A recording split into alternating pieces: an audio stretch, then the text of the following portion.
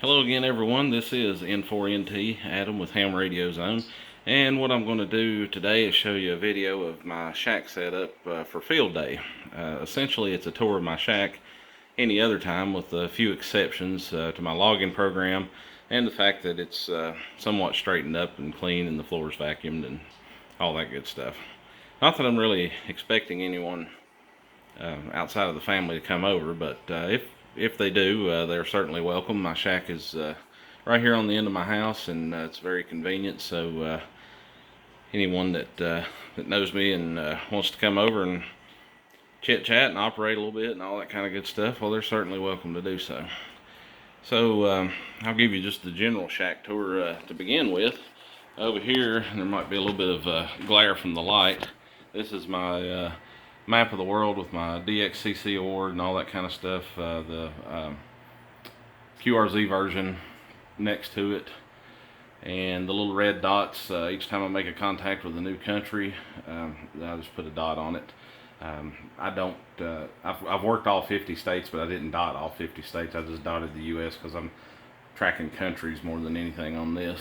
And this right here is a nice little wooden tower thingamajig. It's got my call sign on it. I saw a picture of one of these on online, and a friend of mine, one of my co-workers, makes different things out of wood and crafts and stuff like that. So I sent him the picture and my call sign, and I said, hey, can you make me one of these? The name of his company, Facebook page, Etsy, all that kind of stuff, is called D as in Delta, plus, with a plus symbol, and then 3 spelled out in designs. D+3 Designs. So if you're local to this area, I don't know if they ship things. I would imagine they do if they have Etsy. But if you're local to this area in particular, and you want something like this made with your call sign, I highly recommend them. Again, he's a co-worker of mine at my day job. And I've got my college degrees right here. These $80,000 worth of paper. And some books that I'm reading and that kind of thing. I got extra drinks ready to go in the mini fridges. And in my shack, thanks to my wife, I've got some mini fridges.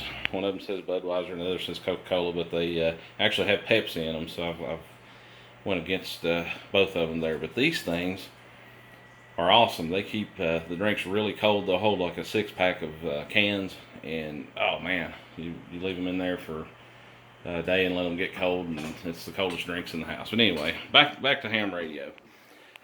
This everyday object right here is the WSJT-X 61243 computer. It's an all-in-one. I've got it hardwired to the internet connection, and you can see the logo for the Tri-Cities Mountain Empire Fusion Net. The radio, I'm going to skip over some things, is right here, just kind of mounted in the corner. It's an FTM 100. That's all I've ever used it for. I've never programmed this radio. I hooked it straight up to a computer, to an HRI 200, and made a WSJT-X room out of it. Alright, back to field day, which is due to start here in about 29 minutes. I've got computer, 2 screens connected to the same computer. I like having the separate screens. It makes it easier to expand the windows and have them in different places. I'm kind of a multitasker, so I may run FT4, FT8 and be on be on this screen over here and working on some little project or whatever. But I'm ready to go for field day. This is my field day logger from N4NT. I've used his stuff for many years and really like it. It's really simple to operate. I've got my WSJT-X program already in field day mode, so I'm not making contacts right now, of course. I've just got everything on standby ready for the event to start. I got on this morning and made a few contacts in standard operating mode, just to make sure everything's percolating okay, and it sure was. May run some CW. I got a Bencher BY2. I'm still working on some proficiency there, so I'll run software in the background to help me copy. But as I learned years ago, sometimes a special event like this is not the best place to try to build your speed, because most of the people that are working it's either software or people that can run 20-30 words a minute, and they'll just blow you away. Alright, and of course I'm running a This thing right here, useless on field day. I'm gonna leave it turned off and not use it. It's pushes about 500 watts, old Dentron amplifier. This is my main HF radio.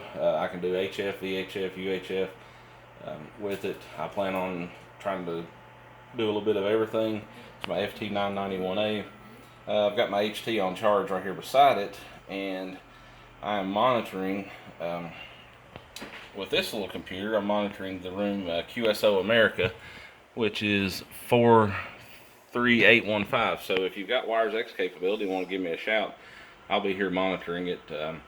I'm probably going to work mostly digital modes on HF and stuff today, so I'll be able to have conversations over on 2 meters outside of the field day operation at the same time.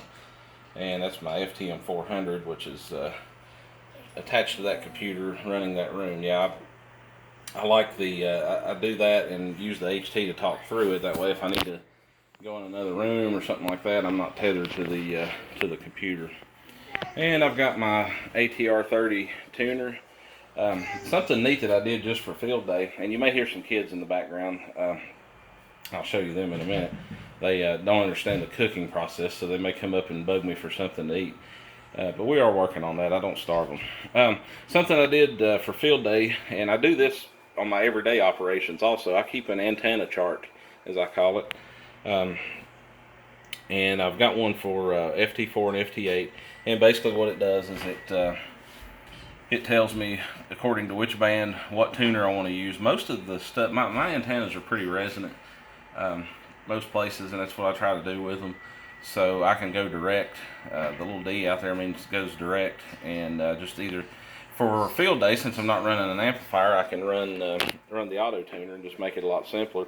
There's a couple of them that I have to use the manual tuner to kind of get them tuned in on that portion of the band. And so I've got all that mapped out, so I can make the change pretty quickly without having to sit there and fiddle with it. I go right to those settings. Of course, if you do something like that, I always recommend don't just depend on that to be right every single time, because you never know what might change. Always look at your SWR and ALC and all that, and make sure that it's still in range. But that gets you there pretty quick. Let's see. I've got a couple little guys that are going to help me operate. This is Jack. Daddy. Yeah, and he knows me. See, he's supposed to be sitting in this little chair right here, and all of a sudden he's stolen my chair. But we'll turn the tickle monster loose on him in a minute and get him out of my chair. I post pictures of him on Facebook sometimes, and I label him Jack in the Shack. I think it's pretty cool. And then we got Chase, and Jack's 3. Well, he'll be 3 in August, so he's 3. And we got Chase, he's 4. Now these little guys like to talk on the radio. Yeah, say hi everybody. These little guys love to talk on the radio. When I check into a net or something like that on 2 meter or Wires X, 440, whatever, they'll come climb on my lap and they want to speak into the microphone and say hi everybody. So I try to let them do that as much as they can. I've got a couple more little fellas that are, one of them's still in bed asleep, and the other one is not here today, but I've got all their handprints. They made me for Father's Day, not this year, but a couple years ago. And so that starts with the oldest, who's now 11 or be 11 soon enough, and then 10-year-old, 4-year-old, and soon to be 3-year-old.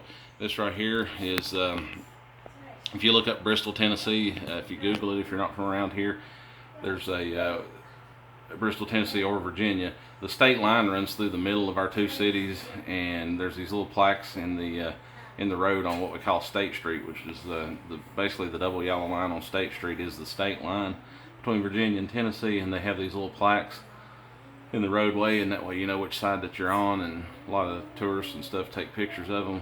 Well, the same guy that made my call sign plaque, or not plaque, but call sign tower thingy, made this right here to represent those plaques in the roadway. And I like the fact that Tennessee's upright, since I'm from Tennessee. And I'm president of the Bristol Amateur Radio Club, and this year I was a recipient of the Gene Stitt Ham of the Year Award, Amateur of the Year. And part of that is that you get to keep the plaque that has all the past recipients, or most of them. We actually had to get a new plaque. Ran out of space. So I've got that displayed on my wall. And here's the award while we're at it. And here's some of my certificates and stuff I like to display. Worked all states. I've got worked all states in FT8 mode. I'm one state away from FT4. So if you're out there and you're from Wyoming and you can get on FT4 and let me make a contact and verify that through Logbook of the World, I would greatly appreciate it. My original call sign and my first ever QSL card from when I lived in Virginia as a teenager and got my ticket. Kind of don't want to show off a little cobweb there I missed, but that little plaque up there, I actually ordered it online, and it looks like my FCC license. Closest thing I found that looks like the original when we got them years ago before they just started printing them on plain paper. Alright, one more thing and we'll call it a tour and start operating field day. In my shack I've got wireless security cameras. It's really neat. Pay no attention to my kids' room. They go in there and make a big mess out of it.